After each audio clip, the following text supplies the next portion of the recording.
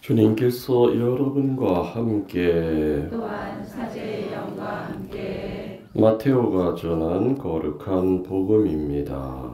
주님 영광 받으소서. 22장 34절에서 40절까지의 말씀입니다. 그때 예수님께서 사두가이들의 말문을 막아 버리셨다는 소식을 듣고 바리사이들이 한데 모였다. 그들 가운데 율법교사 한 사람이 예수님을 시험하려고 물었다.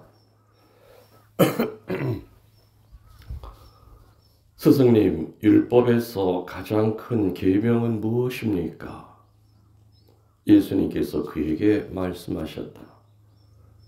내 마음을 다하고 내 목숨을 다하고 내 정신을 다하여 주 너의 하느님을 사랑해야 한다.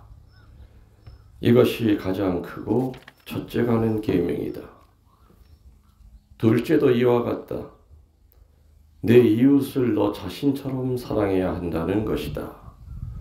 온 율법과 예언서의 정신이 이 두 계명에 달려 있다. 주님의 말씀입니다. 그리스도님 찬양합니다. 앉으십시오.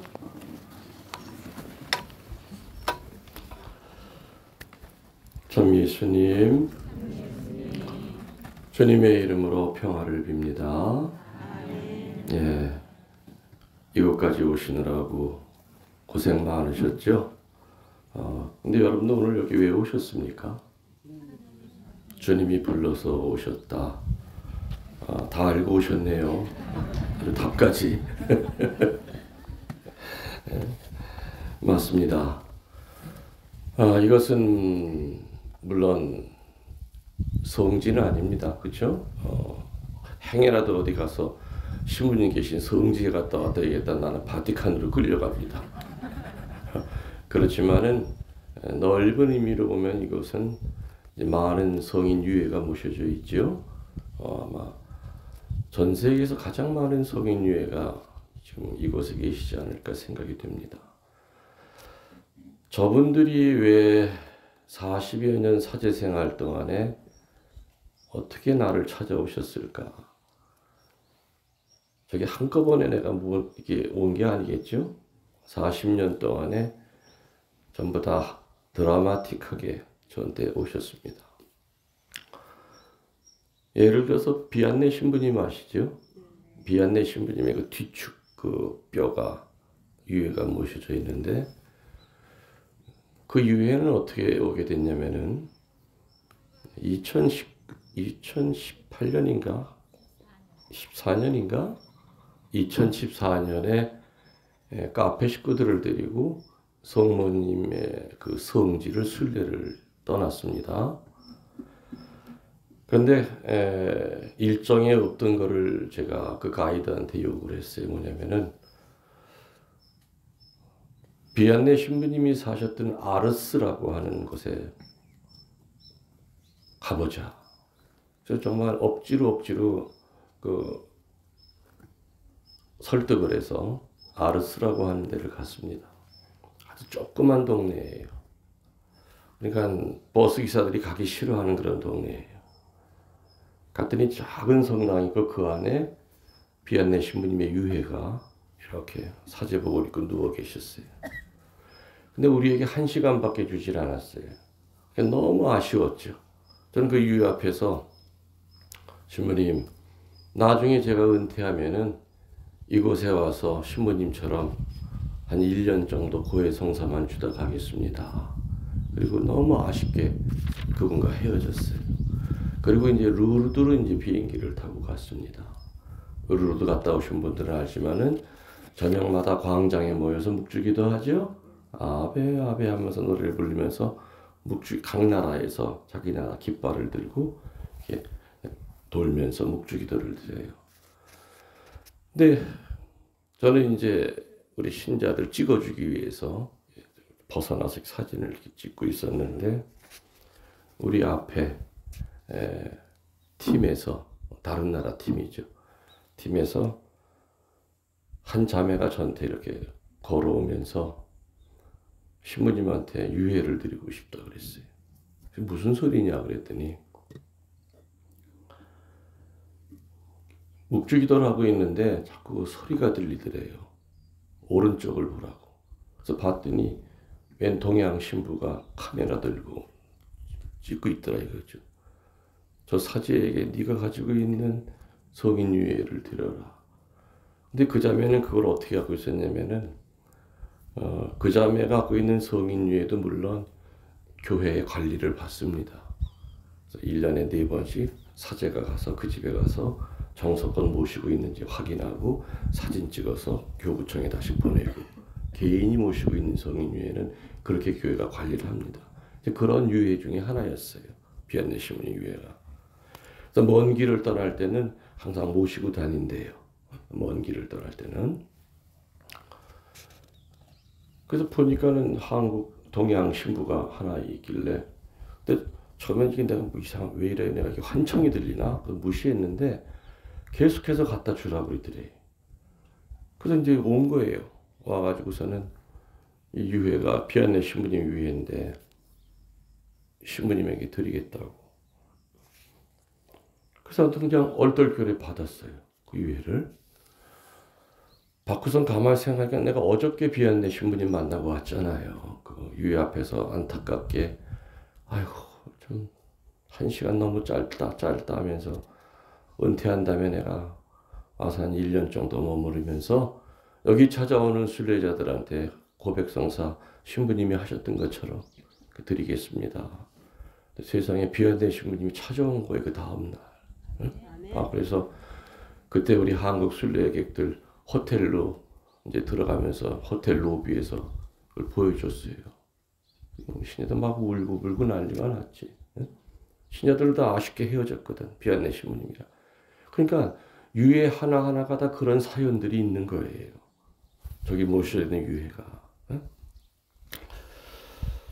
저는 은퇴를 하면서 예전에는 은퇴한 신부에게 은퇴 신부라고 하는 명칭이 붙었는데 그게 한 10여 년 전부터 바뀌었어요. 뭐라고 바뀌었냐면은 원로 사목자라고 바뀌었어. 은퇴한 신부들 뒷다리를 잡는 거예요. 사목해라 이거예요. 끝까지. 예. 근데 원로 사목자라는 이름이 있어도 대부분 은퇴 신부님 그냥 아파트에서 그냥 혼자 사세요. 그냥 늙어가는 거예요. 그리고 예전에는 은퇴하고 난 다음에 은퇴빨이 한 1년은 갔어요. 1년 정도는 전화가 오고 신부님 식사해드리겠습니다. 사드리겠습니다. 그랬는데 요즘은 6개월도 안 가. 6개월 딱 지나면 전화 오는 신자도 없고 식사 대접하겠다는 사람도 없고 그렇게 이뻐했던 신자도 쳐다보지도 않고 그냥 혼자서 그냥 아파트에서 그냥 먼 밑에만 쳐다보고 사는 은퇴 신부님들이 많아요. 근데 원로 사목자라고 하는 이 타이틀이 저한테는 굉장히 좀 부담스러웠습니다. 왜냐면은 은퇴하기까지 저는 그냥 평탄하게 본당 신부만 하고 산 게 아니지 않습니까? 그야말로 뭐 산전수전을 겪으면서 다른 사제들은 한 번도 겪어보지 못할 그런 많은 일들을 겪고 너무 지쳐 있었죠. 그래서 정말 이제 은퇴하면은 사람 아무도 안 만나고 그냥 은수자처럼 그냥 숨어서 살고 싶었어요. 전화기도 없애버리고 아무도 안 만나고. 그게 내 본 마음이었어요. 그런데 원로 사목자라는 말이 때문에 야 이게 그럼 죽을 때까지 사목을 해야 된다는 얘기냐? 그러면은 난 뭘 어떻게 사목을 해야 될까? 그래서 2가지 결론을 내렸죠. 묵상 끝에. 첫 번째는 주님이 나에게 주신 사명은 저는 피정지도를 부재 때부터 했습니다. 그러니까 참 오래됐죠. 나에게 주신 이 말씀의 카리스마를 그냥 묵혀서는 안 된다. 내가 병상에서 숨이 떨어지기까지는 말씀을 전해야 된다. 그래서 은퇴한 그 다음 날부터도 역시 유튜브 강론을 바로바로 시작했습니다. 그래서 말씀 선포하는 것이 원로 사목자의 첫 번째 일이다. 그 다음에 2번째는 지금의 환난의 시대예요. 너무나 많은 사람들이 상처 때문에 피를 흘리고 살아. 겉으로 표현을 안 해도 몸이 아파서 힘든 사람, 또 가족들끼리 어려움 있는 사람, 십자가가 없는 사람이 하나도 없어요. 근데 그분들 어디 가서 기도할 장소가 없어요. 그럼 원로 사목자가 할 수 있는 두 번째 일은 뭐냐? 그분들이 와서 기도하고 위로받고 그리고 치유받고 갈 수 있는 그런 장소를 준비해야 되겠다. 그게 제가 은퇴하고 난 다음에 은퇴하기 전부터 제가 생각했던 그 두 가지 이유였던 겁니다. 사실 2010년에 내가 매개 성당을 떠났습니다. 5년 동안 정말 많은 고생을 했죠. 그리고 한 2년만 더 있으면은 명실공히 동양의 루르드 성지로 자리매김할 수 있겠다 해서 2년 연장 신청을 했는데 그 당시 주교님이 그걸 노하셨어요. 왜냐? 감곡은 이제 급한 불 껐으니까 베티 성지가 다 죽어간다. 주님 베티를 갖다 가셔야 됩니다. 근데 그때 마지막 미사하면서 제가 그런 얘기를 했습니다. 감곡 신자들한테 정말 떠나기 싫은 거 떠납니다. 그 대신에 다시 돌아오겠습니다. 본당 신부로는 다시 못 오겠지만 전 다시 돌아오겠습니다. 그리고 베티 가서 7년 동안 허벌판을 지금 여러분 가보신 분은 알겠지만 그런 모습으로 베티 성지를 세계적인 성지로 이렇게 만들었죠.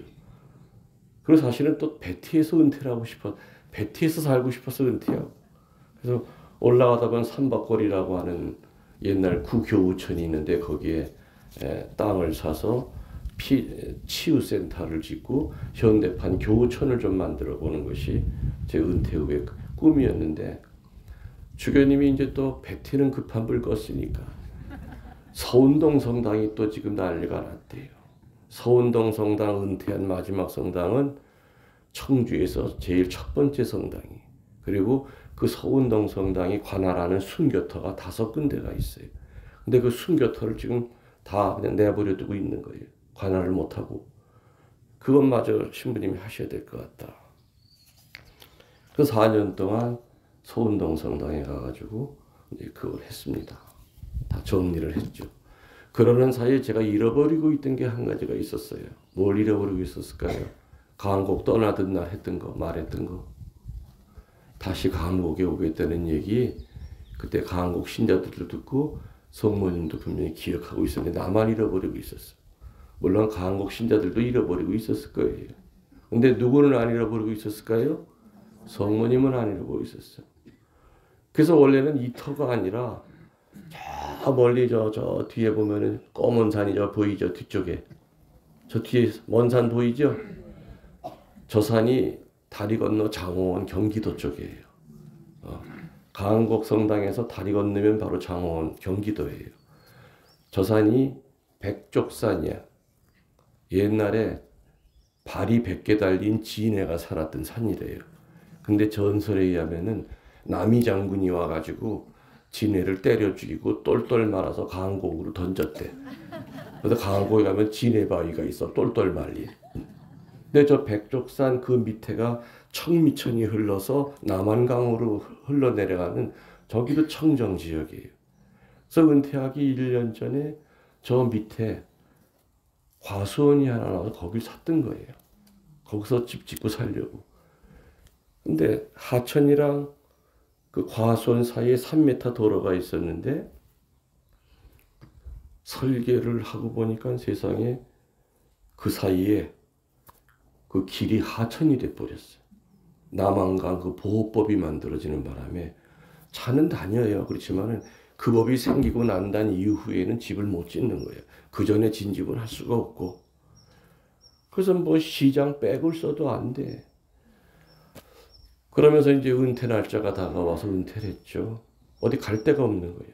집집 은퇴하면서 바로 절로 저 산 밑으로 내려가려고 그랬는데. 그러니까 어떡합니까? 아파트에서 8개월 동안 월세를 살면서 왜 저걸 막으셨을까? 가만히 생각해 보니까 맞아. 내가 잃어버리고 있던 게 떠오른 거예요. 그래. 내가 다시 강거 온다고 분명히 얘기해놓고 까맣게 잃어버리고 있었어요. 아, 그러면 강거 근처에 그냥 빈집 하나 사서 리모델링을 해서 들어가자. 그래서 빈집을 찾다가 보니까 여기가 나온 거예요. 그리고 겨우집이에요. 신부님이 14년 전에 와서 축성을 했다는 거예요. 그 조립식 건물을. 난 기억이 안 났어요. 왜 밤에 왔다 갔기 때문에 느티나무가 있는지 연못이 있는지 기억 아무것도 안 났어요. 그래서 낮에 와서 보니까는 뭐 쓰러져가는 조립식 건물은 눈에 들어오지도 않고 뭐만 보일까요? 느티나무. 와, 세상에. 응? 그 밑에 보니까 지금은 연못이다. 주변이 정리가 되죠. 그때는 뭐가 풀 속에 무슨 물 같은 것이 보여. 연못이더라고. 느티나무만 보고 이 땅을 산 거죠. 그래서 또 제가 느티나무 신부지요. 사람들이 물어요. 왜 신부님이 왜 느티나무 신부라는 말을 신부님이 스스로 하시는 겁니까? 그게 아니에요. 저는 가는 성당마다 느티나무가 그렇게 많았어요. 특히 충청도는 느티나무가 많아요. 성당마다 큰 느티나무가 몇 그루씩 있었어. 느티나무가 많은 성당에 가다 보니까 자연적으로 저 신부님 이름이 뭐더라? 기억이 안 나. 느티나무 신부님, 느티나무 있는 느티나무 신부님. 그렇게 된 거예요. 내 동생 신부는 소나무 신부예요. 근데 그 신부는 사목하는 성당마다 소나무가 많았어. 자연적으로 소나무 신부가 된 거예요, 거기서. 그래서 아무튼 은퇴하고 난 다음에 원로 사목자로서 그 두 가지 말씀 선포하는 것과 신자들이 기도하고 머물다 갈 수 있는 그런 장소. 그래서 저 집은 6월 6일 날 제가 입주를 했습니다. 입주해가지고 다 허물어져 내려가는 땅을 겨울 내내 이제 설계를 디자인을 해가지고 시공업자한테 맡겨서 올 3월 초부터 공사가 시작이 돼서 10월 3일 날 축성식을 한 겁니다. 여러분들이 글쎄요 한 주일까지 안 갔대죠. 한 3, 4일 전에만 와도 단풍이 절정이었어요. 너무너무 지금 여기 앞에 보이는 이 나무들이 대왕 참나무예요. 얘네들이 이제 오래 옮겼기 때문에 몸살을 앓고 있기 때문에 이게 낙엽이 떨어지는데 원래 이 대왕 참나무의 특징은 뭐냐? 한겨울 내내 낙엽이 잎이 붙어 있어요. 단풍이 든 채로.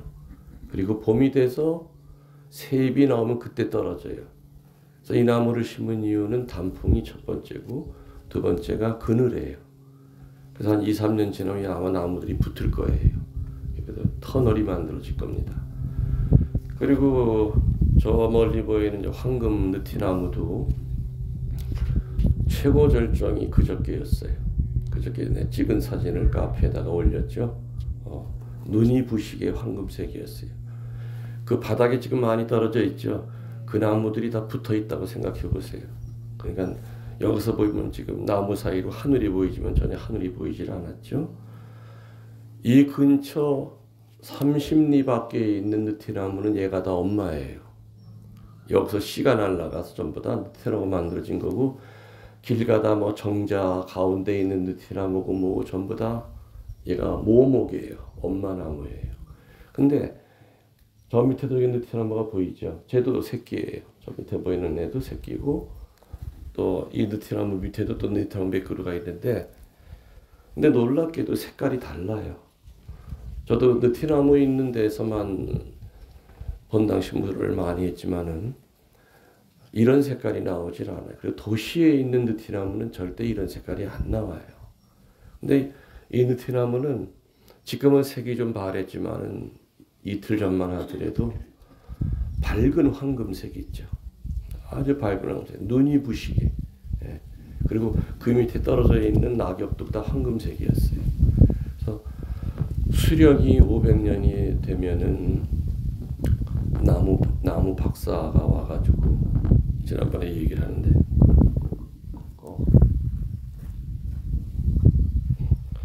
나무 박사가 와서 얘기하는데 300년이 넘어가면은 나무들은 한쪽이 죽는데요. 사람 늙으면 허리 꼬부라지듯이 지팽이를 짚어야 된대. 쇳덩어리로 받쳐놔야 된대. 근데 이 나무를 보더니 그 전문가가 깜짝 놀래요. 이 나무는 이제 뭐 문화재로 등록할 조건은 충분하지만 제가 일부러 안 해요. 그거 하면은 간섭이 많아요. 철조망을 둘러쳐야 되고 사람들 버글버글 찾아오고 우리는 못 살아요. 그냥 저대로 놔두는 거예요. 현재 보호수예요. 저 나무는. 그러니까 여기서 제가 이제 봄, 여름, 가을, 겨울을 지나지 않았습니까? 작년 6월에 왔으니까 보면서 또 화려했던 그 푸르렀던 나무가 옷을 갈아입고 또 이렇게 낙엽으로 떨어질 준비라는 이런 모습을 보면서 우리 삶의 그 인생과 똑같지 않을까. 제가 카페에다가 그런 얘기를 사진을 올리면서 포토 에세이를 제가 이렇게 썼죠. 이렇게 아름답듯이 우리들도 죽음을 향해 갈 때 이렇게 아름답게 준비해야 되지 않느냐. 늙어가면서 추하게 늙는 사람들 많아요. 늙어가면서 포기하지 못하고 죽을 때 수위에 주머니가 없는 걸 모르고 그저 베풀 줄 모르고 땡전 한 푼도 못 갖고 가면서 개걸스럽게 욕심스럽게 탐욕스럽게 늙어가는 추한 늙은이들이 많아요. 그래서 젊었을 때는 마음대로 살았다 하더라도 한 해 한 해 나이가 먹어가면서 또 주님 만날 날이 가까워지면서 우리는 이렇게 나무한테서 배우는 교훈대로 살아야 되지 않을까. 이런 하찮은 나무라 하더라도 주님의 그 하느님의 창조 섭리를 다 몸으로 드러내고 있지 않습니까? 죽기 전에 어떤 옷을 입어야 되는 걸 얘네들은 알고 있어요. 그리고 떨어지고 나면 그것이 반드시 거름이 되어야 된다는 것도 알고 있어요. 그래서 우리들이 죽고 난 다음에 우리들이 살아온 그 모습을 되새기면서 용기를 내게끔 내 후손들이, 내 후대 사람들이 그런 모습으로 살아야 되지 않을까. 오늘 복음이 짧지요. 복음이. 오늘 복음의 핵심은 그거예요. 하느님을 사랑하고 이웃을 그냥 사랑하라고 그랬어요. 내 몸같이 사랑하라고 그랬잖아요. 온 율법과 예언서의 정신이 이 두 계명에 달려있다. 율법과 예언서의 정신이 이 두 계명에 달려있다. 첫 번째 하느님 사랑하고 두 번째 이웃을 내 몸같이 사랑해라. 솔직히 어느 것 하나 쉬운 거 없어요. 첫 번째도 그렇고 두 번째도 그렇고. 맞습니까? 틀립니까? 여러분들 솔직히 이제껏 살면서 하나님을 얼마나 사랑해 왔습니까? 제가 강원도 때 그 얘기 자주 하죠. 여러분 주변에서 신자 아닌 사람이 아니면 여러분 대녀가 아니면 대자가 대모님 믿음이 도대체 뭐예요? 하고 물으면은 뭐라고 대답해 주실 겁니까? 하고 내가 물어요. 우리 자매님 뭐라고 대답해 주실 거예요? 죽기까지 하느님을 사랑해. 하나가 빠졌어. 단어가 하나가 빠졌다고. 오직 자, 따라하세요. 누군가가 여러분에게 나 좀 신앙생활, 천주교 관심이 많은데 그 믿음이라는 게 뭡니까? 그럼 이렇게 대답해 주면 돼요. 따라하세요. 죽기까지 하느님을 첫째 자리에 모시는 겁니다. 여러분끼리 한번 해봅시다. 시작. 죽기까지 하느님을 첫째 자리에 모시는 겁니다. 오늘 다른 건 다 잃어버려도 요거는 머리에 새기고 가세요. 그렇게 못 산다 하더라도 적어도 목표는 있어야 돼. 그죠? 나는 죽기까지 하느님을 10제짜리에 모시고 살 겁니다. 이게 아니라 몇제짜리? 첫째짜리. 여러분 첫째짜리에 모시고 사냐 이거야. 못 살잖아요. 자식이 첫 번째짜리고, 아픈 내 몸뚱아리가 첫째짜리고, 돈이 첫 번째짜리고, 내 취미생활이 첫 번째짜리고, 하느님은 당서열 한 20위 밖으로 밀려나 있어. 급할 때만 꺼내 쓰는 자판기요. 그냥 기복으로 끝나고 말아. 하느님은 여러분들의 자판기가 아니란 말이에요. 여러분들 피가 땅에서 밑으로 올라갑니까? 아니면 하늘에서 밑으로 내려옵니까? 참 신부님 바보 같은 질문하고 앉았네. 은총의 비가 하늘에서 내려오는 겁니까? 아니면 밑에서 올라가는 겁니까? 하느님께서 첫째 자리에 좌정하고 당신 자리에 앉아 계실 때 그 밑에 모든 청원은 은총의 비를 맞고 열매를 맺는 거예요. 자식을 위해 기도하면서 하루 종일 머릿속엔 자식만 첫째 자리에 있어. 하느님은 어디 간지 몰라. 자식에게 축복 주는 분은 하느님이에요. 근데 자식 밑으로 하느님이 내려가 있다 이거죠. 주님, 저한테 물질의 축복 주세요. 그럼 이제 정말 좋은 때 쓸게요. 죽기까지 하나님을 첫째 자리에 모시는 것이 신앙이에요. 근데 우리가 내 삶을 뒤돌아보면 첫째 자리에 모시고 산 적이 몇 번 되는가? 급할 때는 첫째 자리에 모실 거예요. 몸이 아플 때, 벼랑 끝에 몰렸을 때는. 그렇지만 그거 해결되고 나면 다 때가 돼서 해결된 것이.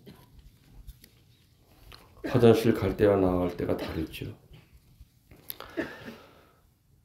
늘 철없는 아이처럼 급할 때만 찾고 보채고 땡깡 부리고 살지 않았는가. 그리고 우상 숭배에 빠져서 명심하십시오. 하느님보다 웃자리에 있는 건 다 우상이에요. 여러분들이 하루 종일 살면서 하느님 생각보다는 돈 생각이 훨씬 많았다면 그 돈이 우상이에요. 자, 우상의 정의는 뭐냐 한번 따라해 보시기 바랍니다. 하느님을 밀어내고 그 자리에 떡하니 버티고 있는 거. 그 자리에 떡하니 버티고 있는 거. 떡이 중요한 거야. 다시 한번 시작. 하느님을 밀어내고 그 자리에 떡하니 버티고 있는 거. 이제 우상의 개념을 아셨죠? 금송아지만이 우상이 아니에요. 그죠? 무당집에 가 있는 그것만이 우상이 아니에요. 그건 눈에 보이는 우상이죠. 신앙의 핵심, 믿음의 핵심은 죽기까지라고 그랬어요. 죽기까지 하느님을 첫째 자리에 모시는 거. 그렇게 살다 가신 분들이 순교자들이죠. 맞죠? 목숨 살려줄게. 이 묵주 밟어. 십자가에 침 뱉어. 밖에 나가서 애들이랑 살아야 되잖아. 안 밟았어. 아이들이 밖에서 엄마 침 뱉고 우리랑 살아. 그래도 안 밟았어. 얼마나 믿지 않는 사람들은 독한 인간으로 보였겠습니까? 광신자로 보였겠습니까? 그게. 다시 말하면 나 살려고 단 몇 초를 내가 배반하는 것을 용납할 수가 없었어요. 내가 이렇게 죽어도 자비하신 하나님이 내 새끼들 거둘 것이다. 그 믿음이 있었던 거예요. 현대인들의 마인드로 보면 그렇게 죽은 그들이 되게 어리석어 보여요. 아이고 등신들.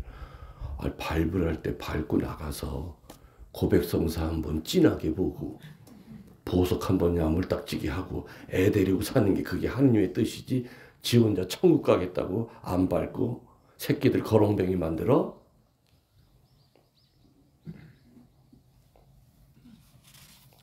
선입계산, 대차대조표가 하느님 거랑 우리 거랑 다른 거죠. 하느님보다 자식이 먼저고 아픈 몸이 먼저고 돈이 먼저고 교만한 우월감이 먼저인 것처럼 우리들은 살 때가 많았습니다. 또 두 번째 계명인 이웃을 내 몸같이 사랑해라. 내 몸커녕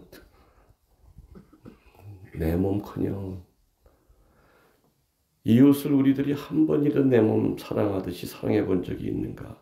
우리는 몸이 아프면 내 몸이 아프고 병들고 고통스러우면 견디지 못하죠? 나으려고 애를 써요. 맞죠?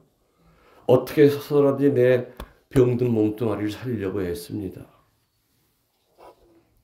우리는요 절대로 내가 내 몸 살같이 아끼듯이 이웃 사랑하는 거 힘들어요. 그래서 사실은 이 두 가지의 계명, 하느님 사랑하고 이웃을 내 몸같이 사랑하는 이 계명은 불가능해 보여요. 그런데 우리보다 먼저 살다간 신앙 선배들 불이 다 꺼졌다.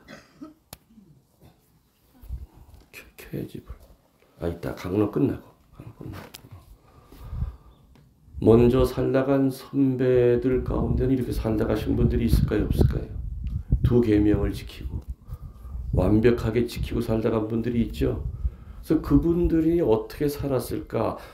어떤 삶을 살았길래 그 기적 같은 그 두 계명을 이 세상에서 실천하고 살았을까? 분명히 비법이 있었어. 첫 번째, 가능하게 한 이런 삶을 첫 번째, 그분들은 고통이 무엇인지를 잘 깨닫고 사신 분들이에요. 고통의 의미를 깨닫고 고통을 통해서 주님께 한 발 한 발 다가서는 신앙인으로 살면은 두 계명을 지킬 수 있어요. 고통 자체는 그건 선이 아닙니다. 고통 자체는 우리에게 괴로움을 주는 악이죠. 그러나 고통과 시련을 겪으면 우리는 외로워집니다. 그리고 고독해지고 그때 바로 건강할 때 못 만났던 예수님을 만나요. 건강할 때는 내 안에서 늘 밀어내던 그 예수님을 붙잡기 시작해요. 성당도 안 나가고 기도도 안 하고 그랬던 사람들이 아프기 시작하면 늘 밀어내던 그 주님의 다리를 잡기 시작해요. 살려달라고. 그래서 고통이 신비스러운 거예요. 고통 그 자체가 선은 아니죠, 분명히. 베드로 사도 아시죠? 베드로가 몇 번 배반했습니까? 3번. 첫 닭이 울기 전에 3번 배반했어요. 왜 성서는 왜 일대 교황이면서 으뜸 사도인 이 베드로 사도의 치부를 드러냈느냐 이거예요. 싹 지워버릴 수도 있었는데 그렇잖아요. 맞죠? 이 3번 배반 때문에 얼마나 베드로 사도는 예수님 부활하신 후에도 고개를 못 들고 살았어. 근데 어느 날 예수님이 또 나타나셔가지고 물으셨죠. 네가 나를 사랑하느냐? 몇 번 물었어요? 그렇죠. 그 죄의식을 씻어주시는 거예요. 3번 물음으로써 해방, 치유가 된 거예요. 베드로 사도의 이 3번의 배반이라고 하는 이 고통이 없었다면은 베드로 사도는 이름뿐인 일대 교황이었지 지금처럼 우리들의 존경을 받는 베드로 사도는 아니었을 겁니다. 또 여러분들 다윗 왕이 얘기할 때 다윗 성왕이라고 하는 거룩할 성자가 붙어요. 근데 다윗이 한 짓을 보면 거룩한 건 없어. 사실 남의 아내 꼬셔다가 겁탈하고 그 사이에서 솔로몬이 태어나고 그죠? 겁탈만 했어요. 살인죄까지 졌어요. 더운 여름날 왕궁에서 이렇게 밑에 내려다보니까 어떤 여자가 빨개 벗고 목욕을 하고 있어. 음란 마귀가 들어오죠. 물론 음란한 생각이 순간 들 수 있죠. 그러나 그때 다윗은 고개를 돌렸어야 돼. 아이고 내가 못 볼 것 같구나. 근데 다윗은 지 시종에게 저 여자 끌고 들어오라고 그랬죠. 누구냐 그랬더니 전쟁터에 나가 있는 우리아의 아내래요. 그러고서 음욕을 못 이겨서 그 여자를 범합니다. 그 돌려보내고 난 다음에 불안해지기 시작해. 임신했을까 봐. 그래서 어떡합니까? 전쟁터에 있는 우리아를 불러들여서 아내랑 같이 자라고 그래요. 근데 우리아는 영문도 모르고 내 동료들은 지금 목숨을 걸고 싸우고 있는데 저는 뭐 그렇게 못합니다 하면서 갑옷을 입은 채로 그냥 문 밖에 서 있다가 집에 안 들어갔어요. 이 다윗의 첫 번째 작전이 실패한 거예요. 남편이 들어가서 동침을 해야만 애가 생기더라도 그 사람이라고 그럴 텐데 그 다음에 어떻게 했어요? 편지를 썼어. 이 편지를 가지고 가는 이놈을 최전방에 내보내서 반드시 죽여라. 우리아는 그것도 모르고 왕의 편지를 가지고 상관한테 갔죠. 상관이 보니까 죽이려는 거예요. 이 편지 갖고 온 놈. 실제로 죽었어. 전사했어. 다시 말하면 다윗은 간음죄만이 아니라 살인죄까지 저지른 사람이에요. 그리고 시침이 떼고 있는데 누구는 알았습니까? 나단 예언자가 알았죠. 그리고 다윗 앞에 와가지고 호통을 칩니다. 그때야 다윗은 옷을 찢으면서 회개를 해요. 그 다음부터는 성왕으로 바뀌어요. 그 처절한 살인죄, 간음죄를 겪고 악의 밑바닥에서 헤매던 그 다윗이 성왕 소리를 듣는 거예요. 그 고통이라고 하는 과정이 없었다면 절대 성왕이 될 수 없었죠. 또 바오로 사도는 어떤 사람이었습니까? 바오로 사도가 원래 이름이에요? 하느님 만나기 전에 이름이 뭐예요? 사울이에요. 유명한 랍비였어요. 랍비 중에서도 엄청 똑똑한 랍비였어요. 그리고 이 사울에게는 천주교 신자들을 잡아 죽이는 권한을 줬어요.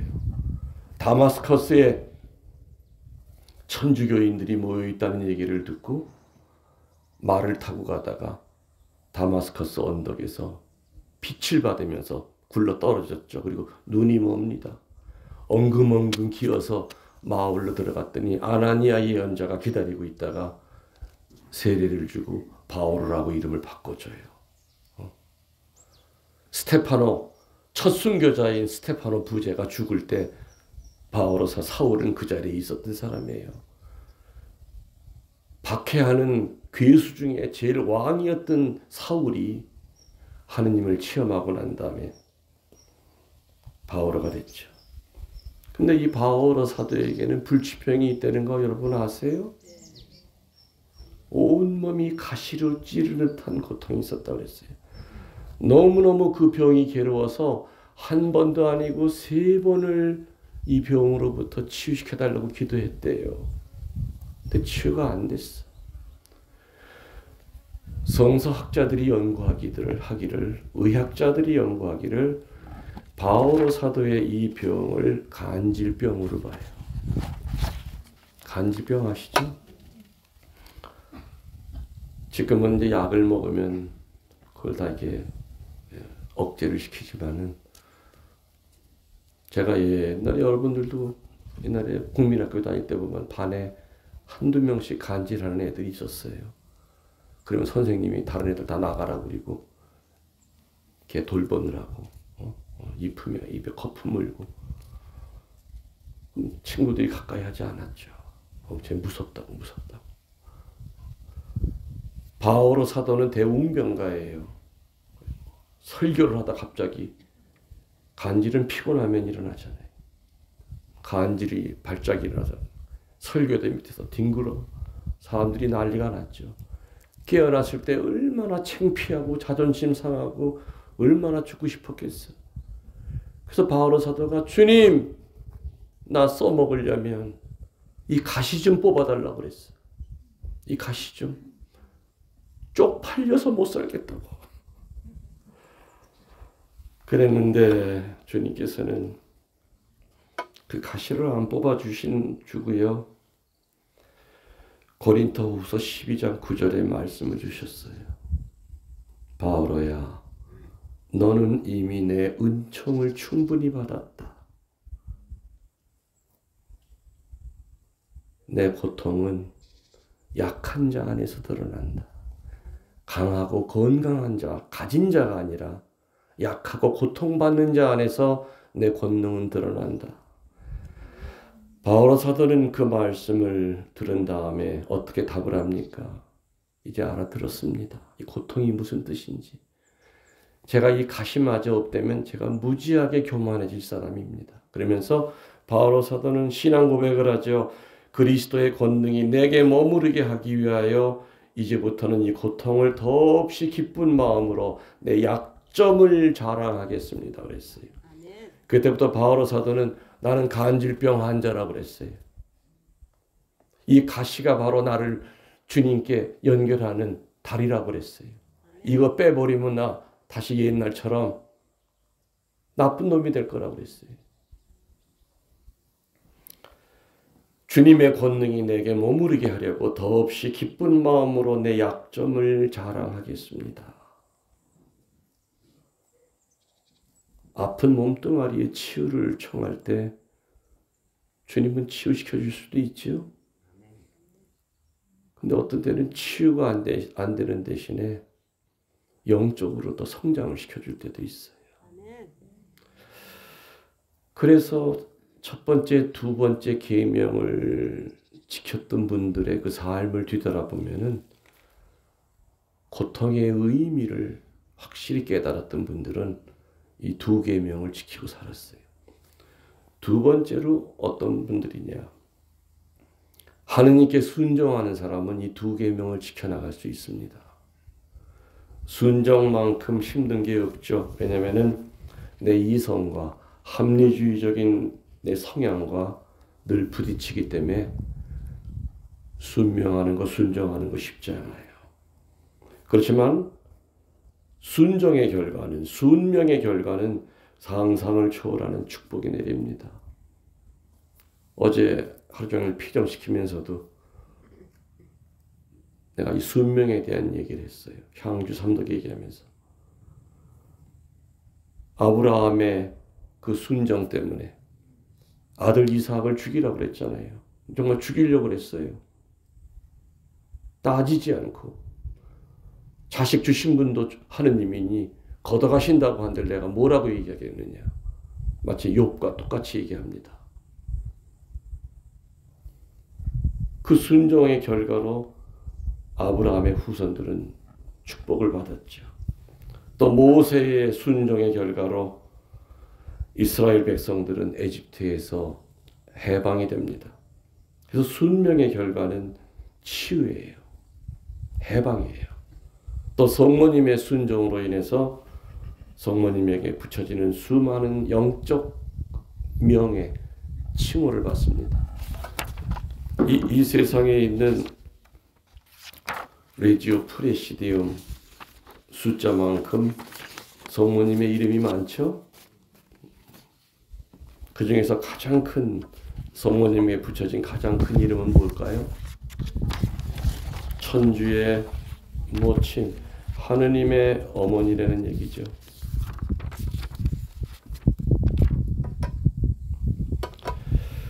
하느님에게 순종하는 사람은 이 두 계명을 지켜나갈 수 있습니다. 아멘. 세 번째로 혀를 다스리는 사람들이 이 두 계명을 지켜나갑니다. 뭘 다스려요? 많이 기도하고 많이 생각하고 말하는 사람들이 있어요. 그러나 기도하지 않고 생각지 않고 나오는 대로 짓거리는 사람들이 있어요. 짓거리는 것은 말이 아닙니다. 그 말은 비수가 돼서 사람에게 상처를 주죠. 늘 다른 이들에게 축복의 말을 많이 하는 사람. 그 축복의 말은 죄인을 회개시키기도 하고요. 영적인 상처를 낫게 하는 힘이 있어요. 아멘. 내 입에서, 내 인생에서 축복의 말, 아름다운 말을 하기도 짧은 인생인데 왜 입만 열면 죄를 짓고 살까?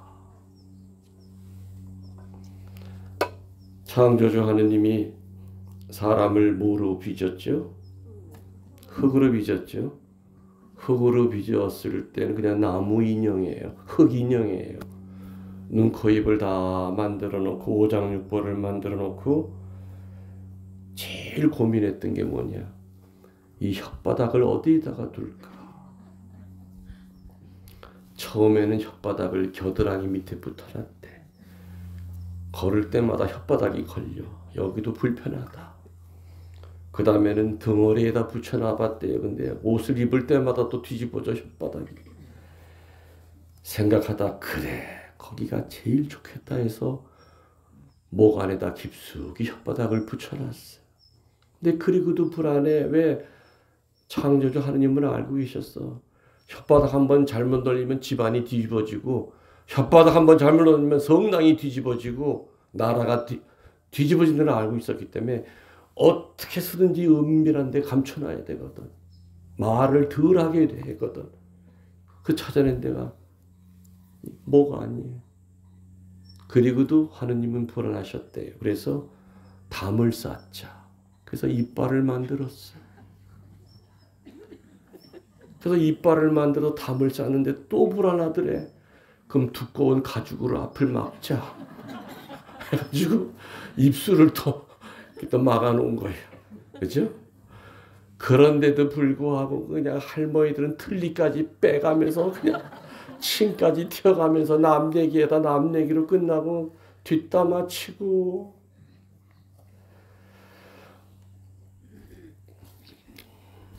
여러분들 거룩할 성자가 한자로 어떻게 이루어져 있죠? 귀자에다가 입구자에다가 왕자예요. 왕자라기도 하고 임자라기도 해요. 근데 아무튼 귀자에다 입구자예요. 귀와 입을 다스리면 왕이에요. 거룩한 사람이 되려면은 자기 귀와 입을 다스려야 돼. 가려서 들어야 되고 함부로 얘기해서는 안 된다. 지금 얘기한 이 세 가지의 삶을 사신 분들은 그렇게 기적처럼 여겨진 이 두 계명을 행하고 사셨더라 이거예요. 아멘. 첫 번째가 어떤 분이에요? 고통의 의미를 깨달으셨던 분들. 그죠? 두 번째는 뭐라 그랬죠? 하느님께 절대 순종하시는 분들. 세 번째는 입을 다스리는 사람들. 요 세 가지 조건이 갖춰져 있으면 우리 어렵지 않게 하느님 첫째 자리에 모시고 살 수 있어요. 아멘. 그리고 어떤 때는 나도 모르게 둘째, 셋째 자리에 내려가셨다가도 아유 하느님 쏘리 죄송합니다. 다시 올려드릴게요. 아멘. 다시 올려드릴 수 있다 이거죠. 그리고 이웃을 내 몸과 같이 사랑하는 것. 이웃을 위해 돌아가신 분들 많잖아요. 그죠? 많아요. 그 기적 같은 것들이 이 세 가지. 밑에부터 얘기하면 혀 다스리고 하느님에게 순종하고 또 고통이 올 때마다 분노하지 말고 고통의 의미를 깨달으면서 주님 하실 수만 있다면 이 고통으로부터 벗어나게 해주세요. 주님 2000년 전에 아픈 사람 치유시켜 주셨잖아요. 그래서 오늘 이 자리까지 불러주셨잖아요. 아멘. 도와주세요. 그러나 내 뜻대로 마시고 아버지 당신 뜻대로 하세요. 아멘. 저는 모든 거 다 기쁘게 받아들이겠습니다. 아멘. 이런 마음으로 살아갈 때 오늘 주님이 하신 이 두 가지의 율법과 예언서의 이 골자인 이 계명이 이루어진다는 거 명심하도록 합시다. 아멘.